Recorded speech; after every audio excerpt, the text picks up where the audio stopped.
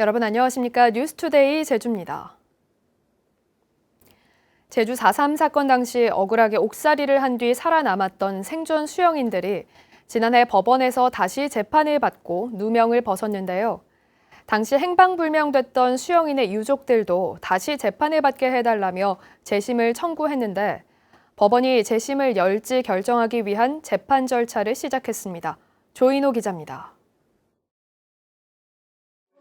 4.3 당시 행방불명된 수영인의 유족들이 법원 앞에 모였습니다.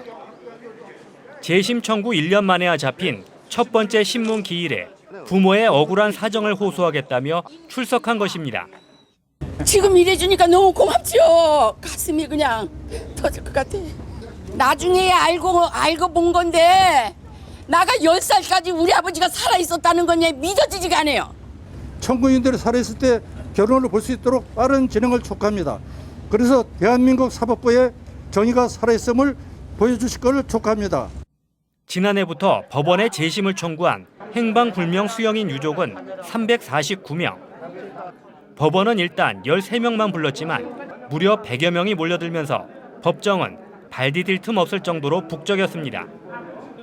문제는 행방불명인들이 집단 학살된 것으로 추정되지만 유해가 발견되지 않아 실제로 사망했는지 입증해야 한다는 것입니다. 수영인 명부와 호적상의 이름이 다른 경우도 많은 데다 당사자가 아닌 유족들이 진술해야 하는 것도 어려운 점입니다. 사망한 것으로 당연히 추정되고 있지만 과연 법적으로 사망한 것으로 볼 수 있는지 여부가 쟁점이어서 그거에 대해서 이제 보충적인 자료를 제출할 예정이고요. 실제 경험한 분들만 이렇게 좀 증언해서 그 당시 상황을 이제 재현할 그럴 생각으로 있습니다. 재판부는 불행하고 아픈 사건인 만큼 많이 고민하고 결론을 내리겠다고 밝혔고 모든 군사재판을 무효화하는 4.3 특별법 개정안은 어떻게 될 것 같냐며 변호인에게 물어보기도 했습니다.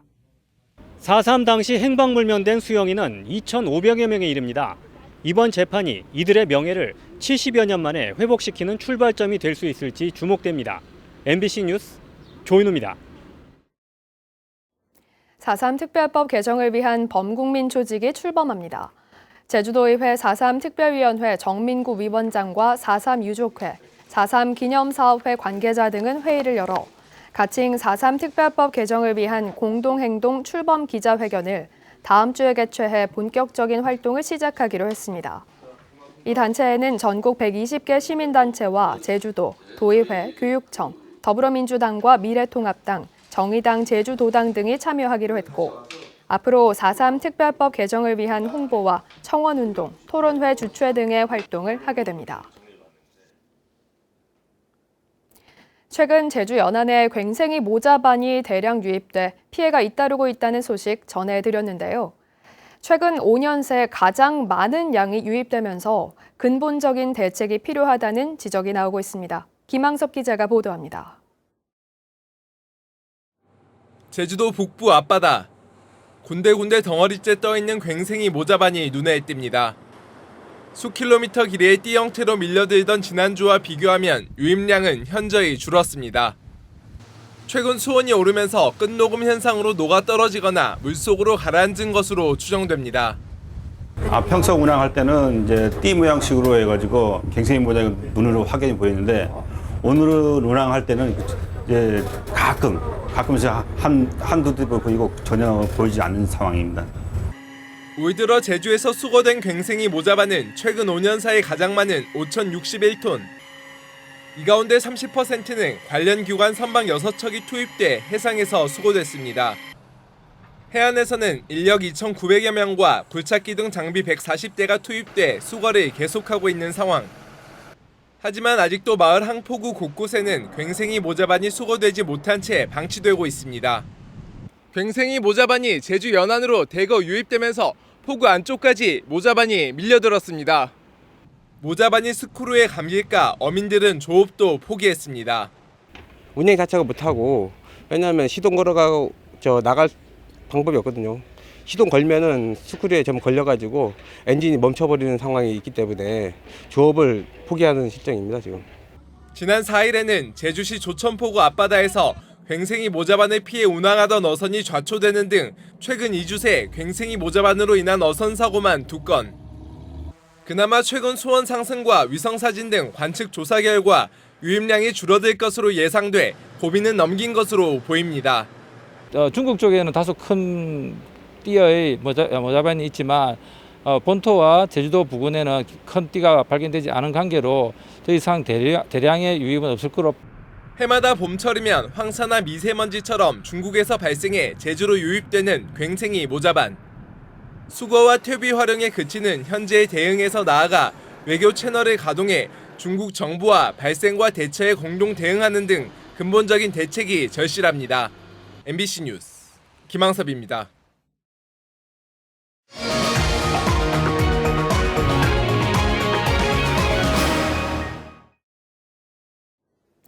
작은 관심과 실천이 우리가 사는 사회를 바꾸는 원동력이 될 때가 있습니다.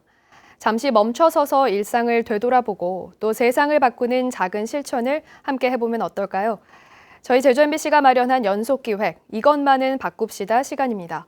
오늘은 그 첫 순서로 무심코 변기해버린 물티슈로 야기되는 여러 문제들을 김찬년 기자가 보도합니다.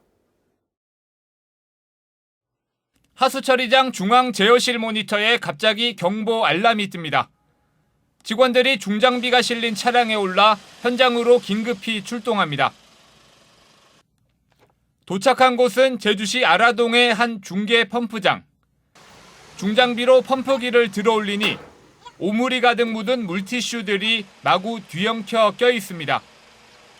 압력을 가해 오수를 하수처리장까지 보내는 펌프기 모터에 물에 녹지 않은 물티슈 등이 엉키면서 고장이 난 겁니다. 이렇게 동체에 이물질이 껴버리면 모터가 돌아가지 않아 중계 펌프장이 멈춰버리는데요. 다행히 이번에는 이물질이 많지 않아 금방 수리가 끝났지만 오랜 시간 멈춰버리면 하수를 보내지 못해 펌프장 일대가 역류하는 사고로도 이어지고 있습니다. 펌프가 두 개니까 여유가 좀 있는데 두 개 동시에 놔버리면 진짜 여유가 없거든요. 오늘 시간도 있고. 그럴 때는 너무 급하게 와야 되니까 원유 사고가 바로 일어나요. 올 들어 지난 4월까지 중계펌프장 고장 사고만 1000여 건, 600여 개 중계펌프장에서 하루 평균 9건꼴로 사고가 발생한 셈으로 그때마다 펌프기를 드러내 이물질을 걷어내야 하는 상황. 재작년 색달동 중계펌프장에서 7시간 동안 100톤이 넘는 하수가 역류해 비닐하우스 10동이 잠기는 사고 역시 범인은 물티슈였습니다. 사용하고 난 물티슈를 변기에 버리고 그대로 물을 내리는 게 원인입니다. 가정에서 나온 하수를 멀리 떨어져 있는 하수처리장까지 보내기 위해서는 중계펌프장에서 펌프기로 압력을 가해줘야 하는데 변기에 버린 물티슈나 위생용품들이 pom프기에 걸리면 이 같은 사고로 이어지기 때문입니다. 그래서 문제가 없다고 생각하고 다 버리시는데 변기로 특히 음식물 찌꺼기라든가 지금 물티슈라든가 이런 부분들 이런 것들이 변기 막힘이 없어서 그냥 내려보내고 있지만 실질적으로는 이것들이 지금 보시는 것처럼 펌프장, 하수처리장에 지대한 영향을 끼치고 있습니다. 물티슈나 위생용품들로 펌프장 고장이 속출하면서 장비 교체도 잇따르고 있지만 관광객이 급감한 올해도 중계펌프장 고장 사고는 지난해보다 10% 이상 증가했습니다. MBC 뉴스 김찬년입니다. 음주운전 경력에 김태엽 전 서귀포시 부시장이 서귀포시장에 지명된 것과 관련해 논란이 커지고 있는데요. 적임자 여부를 놓고 공무원 노조에서도 서로 다른 성명을 내는 등 공직사회 분열 양상마저 보이면서 도민들의 눈살을 찌푸리게 하고 있습니다. 박성동 기자입니다. 면허 취소 수준인 혈중 알코올 농도 0.08%로 음주운전 사고를 내 지난 3월 벌금 800만 원의 약식 명령을 선고받은 김태엽 전 서귀포시 부시장. 하지만 2달 만에 민선 7기 후반기 서귀포시장이 지명된 것과 관련해 공무원 노조 서귀포시 지부가 차선의 책임자라며 지지 성명을 내놨습니다. 아쉬움이 남지만 그동안 부시장직을 수행하면서 행정시 권한 강화의 한계를 극복할 인물로 평가받고 있다는 겁니다. 말로만 행정시 강하지 김태엽 전 부시장이 그걸 믿고 해가지고 한번 해보자는 거죠. 도에서도 뭐 최대 10장까지 또 하시던 분이고 도에서도 좀 힘이 통하지 않을까. 이에 대해 공무원 노조 제주지역 본부는 하루 만에 다른 성명을 내놨습니다. 서귀포시 지부 성명이 노조의 공식 입장이 아니라 김 지명자와 결탁한 소수의 일방적 주장이라며 성명이 나온 경위를 조사해 관련자 징계까지 하겠다고 나선 겁니다. 이와 함께 원희룡 도정이 음주운전 무관용 원칙에 따라 시장 지명을 철회하고 김 지명자의 자진 사퇴를 촉구했습니다. 성명서 내는 거를 좀 보류해달라는 그 우회적인 그런 압박 아닌 압박도 많이 받은 바가 있습니다. 아마 추측건데 서귀포시 지부에서도 그러지 않겠나는 생각이 들고요. 하지만 음주운전 경력자 지명에 이어 공직사회 내부마저 분열된 양상을 드러내면서 도민사회의 실망감은 더 커지는 상황. 제주주민자치연대는 성명을 통해 음주운전은 타인의 생명과 안전을 위협하는 범죄 행위라며 음주운전 처벌을 받은 인사를 시장에 지명한 것은 도민 여론을 무시한 도지사의 인사권 남용이라고 비판했습니다.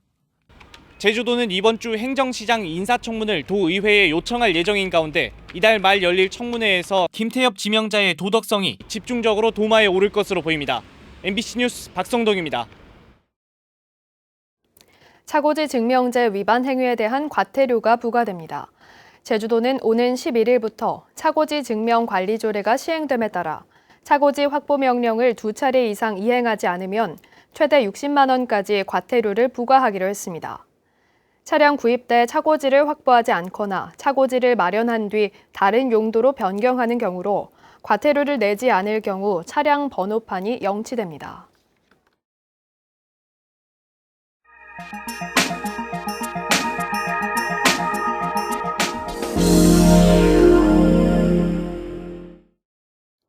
한반도 최서남 신안군 가거도가 생태계 보고로 거듭 주목받고 있습니다.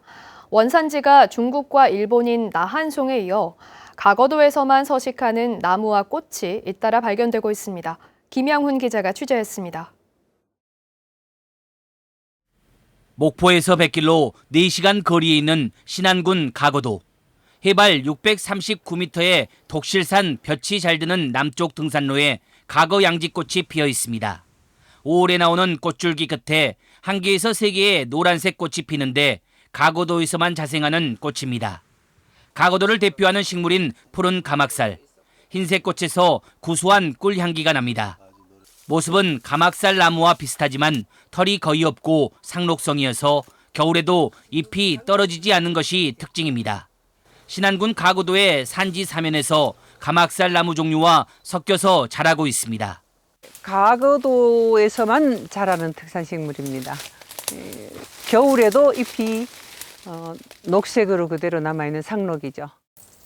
4m 높이의 나한송이 하늘을 찌를 듯 장엄한 모습을 드러내고 있습니다. 상록 소교목인 나한송은 수령이 200년 이상 된 것으로 추정되고 있으며 둘레는 70cm에 달합니다. 가거도에는 원산지가 중국과 일본인 나한송 세 그루가 자생하고 있는 것으로 확인됐습니다. 독실산에서부터 등대까지 가는 그 지역은 제주도나 또 다른 지역에서 볼 수 없는 난대림의 원형을 유지하는 아주 보존 가치가 높은 곳으로 생각됩니다. 호박나무를 비롯해 600여 종의 자생식물이 분포하고 있는 신안군 가거도. 희귀식물들이 계속 발견되면서 생태계의 보고로 떠오르고 있습니다. MBC 뉴스 김야원입니다.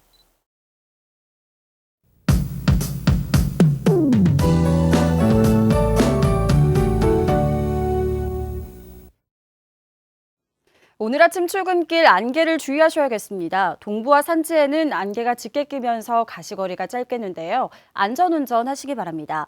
오후에는 맑은 하늘이 드러나면서 야외 활동하기 좋겠습니다.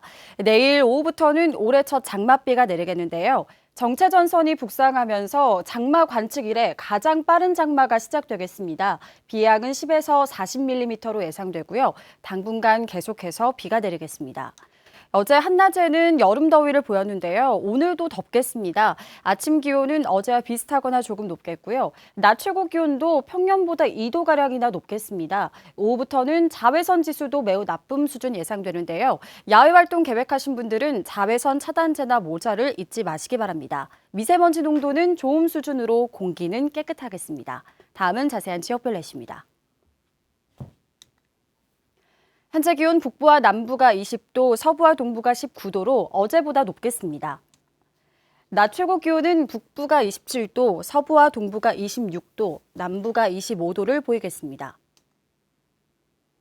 오늘 도서 지역은 맑겠고요. 비양도가 낮 최고 기온 28도를 기록하며 덥겠습니다.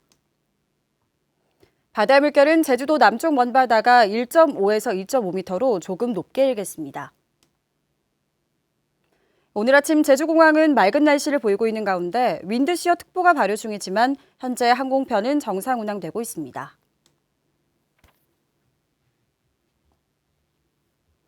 주간 날씨입니다. 이번 주 내내 비 소식이 있겠고요. 다음 주 수요일까지 장맛비가 계속되겠습니다.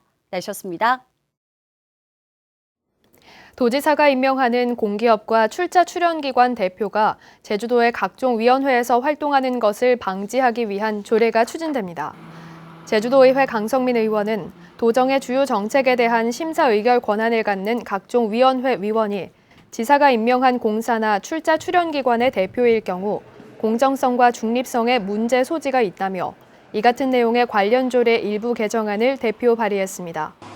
최근 제주문화예술재단 이사장에 임명된 이승택 씨가 제주도 경관위원회 위원직을 사임하지 않아 문제가 됐습니다.